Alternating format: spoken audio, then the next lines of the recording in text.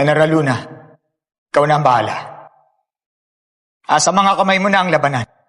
Paano akong lalaban? Kakagating ko sila? Nakakaintindi ka naman ng Tagalog o Espanyol, hindi ba? Opo.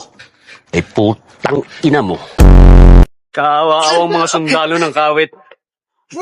Nasa maling ulo ang utak ng inyong pinuno. At hindi naman ganoon kalaki ang utak niya. Nauubusan na ako ng Ingles. Arestuhin nyo na, tangina naman, oh. Sige na! Ramilo! English mo sa bayan ko, punyata! Umaasa ako na susuko ka ng mapayapa. Sinabi ko na sa'yo, kung gusto mo ako ipakulong, magdala ka ng kabaong.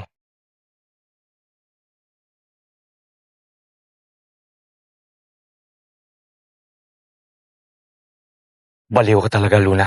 Sinusunod ko lang ang gusto mo. Pagbaba ko mamaya, dapat nakapagpagupit ka na, ha? Kung hindi, babariling kita!